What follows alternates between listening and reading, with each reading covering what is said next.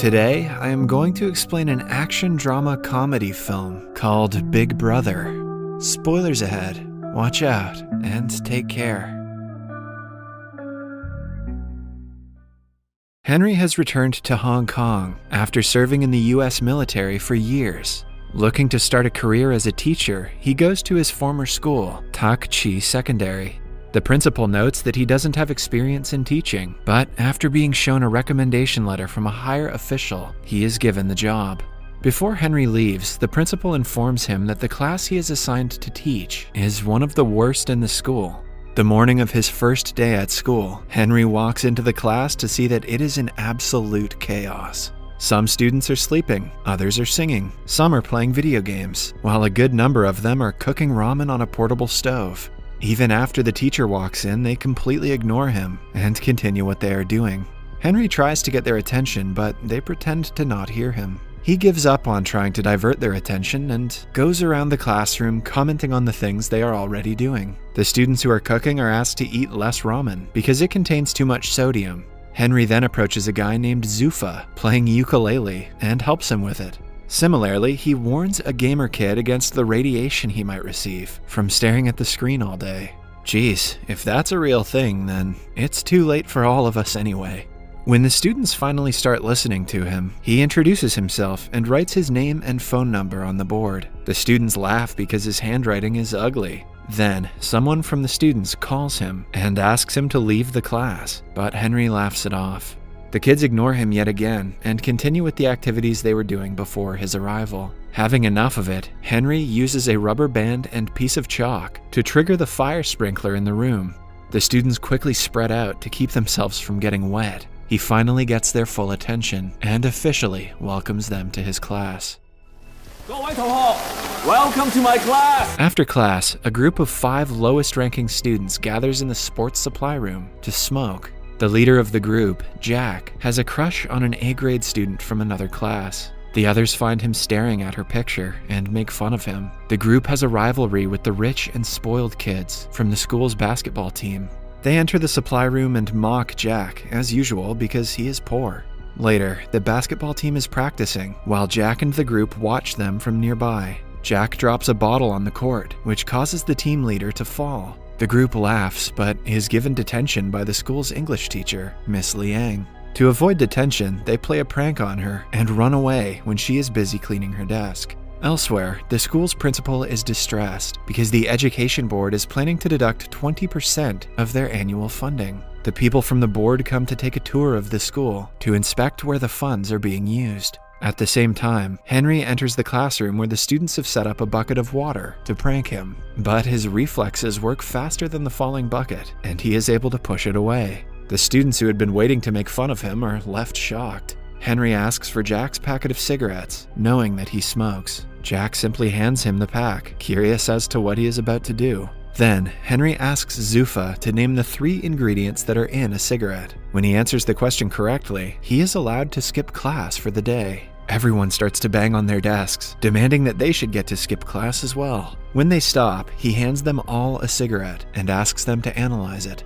Henry knows that if he simply mentions the effect it has on their health, they won't take it seriously. So, instead, he asks them about the outcomes of smoking cigarettes and explains how tar forms in their lungs.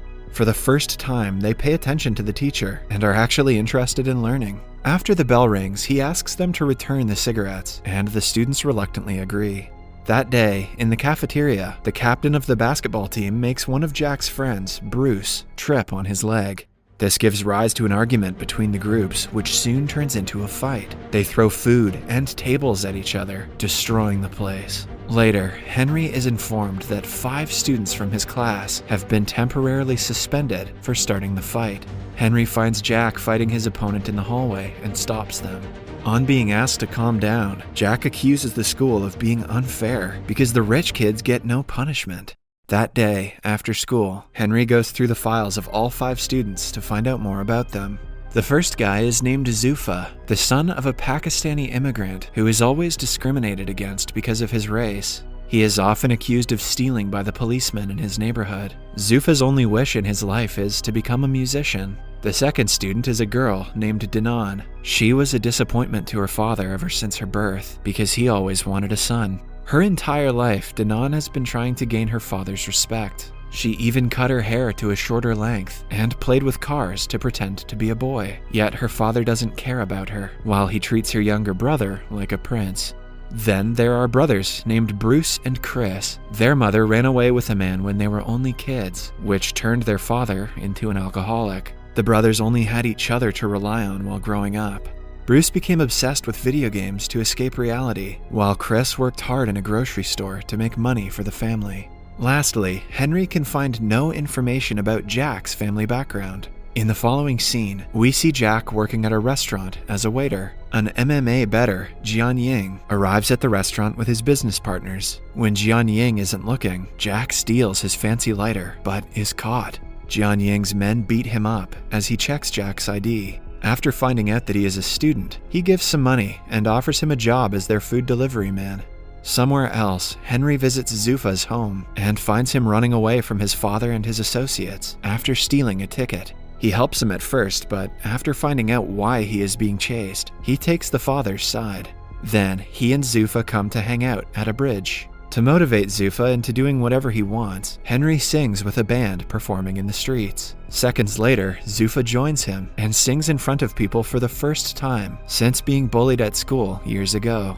Meanwhile, Bruce and Chris's father comes home late, like always, and orders them to bring him a beer from the store. When the brothers refuse, he yells at them to get out of his house. The next day, Henry meets with their father and convinces him to go to rehab for his son's well-being. In the meantime, Danan's father brings her a bag of makeup products and asks her to act like a girl for once. Danan is furious at him for always making her feel like she is not good enough. She applies the makeup on her younger brother and sneaks out of the house with the car key. She is about to drive away in her father's car, but is stopped by Henry at the right moment. He tells her that driving without a license is illegal and suggests an alternative. Following that, they go to a go-kart racetrack. Henry also invites her father and makes them race. The father and daughter show no mercy to each other during the race and eventually end up outside the track.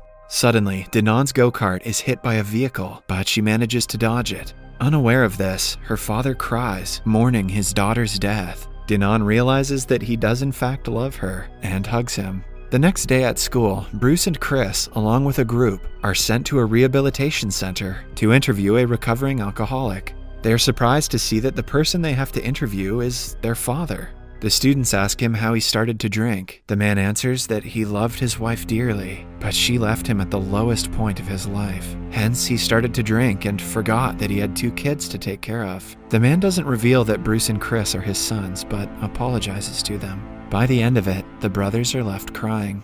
Somewhere else, Jack has started to work for the MMA bettor, Jian Ying. He offers Jack a lot of money to drug a fighter's drink in the next game. Jack is reluctant, but is forced into accepting the offer. On the day of the fight, Jian Ying sponsors a fighter, but bets money on his loss. Jack puts drugs in the fighter's drink, but is caught while doing so. Before he can blame Jian Ying, he is beaten up and locked inside a locker. A while later, Henry arrives there and asks the fighters if they have seen his student. The men ask him to return home, but Jack, from inside the locker, yells for help. After finding out he is being trapped, Henry attacks them and overpowers them easily. When the fighters step in, it gets a bit intense, but Henry dodges their attacks efficiently. By the end of it, he knocks out their best fighter, who is supposed to compete in a few minutes. In the following scene, they are at a hospital where Henry gets treated for his wounds. Jack tries to reveal the truth about Jian Ying, but is made to shut up. The news makes it to the television, and Henry starts being known as the man who beat up a professional fighter to save his student. His popularity in school grows, and the students start to respect him. They even get up to welcome him to the class, in contrast to how they were earlier. A flashback shows us that Henry used to be a prankster when he was in school. He even threw water balloons at a student who was playing piano for the parents in an event. Later, he fought the same student and broke his hand. He was suspended for the fight, after which he had to fly to the States.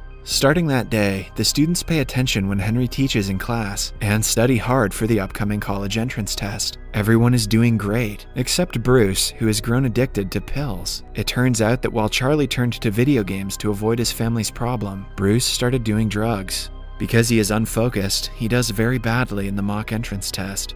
Henry promises to help him, but Bruce grows more depressed with time.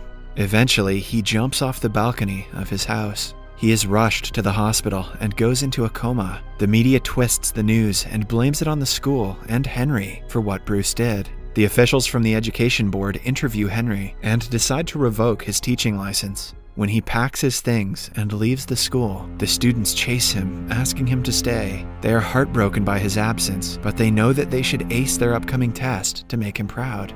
From that day on, they study twice as hard to prove to the board that Henry is a good teacher. On the day of the test, Jack, along with all of his classmates, get a text from Henry asking them to meet in the school an hour before the exam. When the students gather, they find out that it was Jianying's trick to keep them confined in the school so they won't make it to the examination hall on time. He is doing this to teach Henry a lesson. A while later, Henry arrives at school and finds out about Jianying's plan. He lets the students free and fights all of Jianying's people to stop them from harming the children. They escape and quickly make their way to the examination hall, while Henry fights Jianying. While they are fighting one-on-one, Jianying reveals that he was the guy who Henry had thrown water balloons at when he was little. It turns out that ever since Henry broke his arm, he wasn't able to compete in a big music competition. Ever since the incident, he hasn't touched a piano and blames Henry for ruining his dream.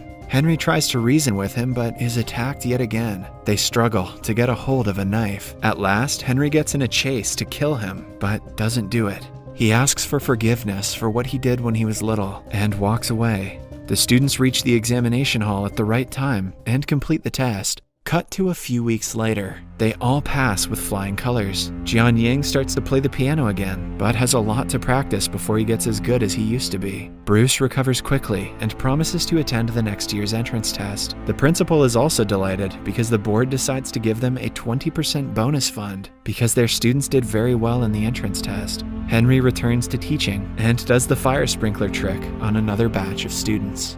Subscribe for more videos like this, turn on notifications, and leave a like to help the channel out. Thank you for watching.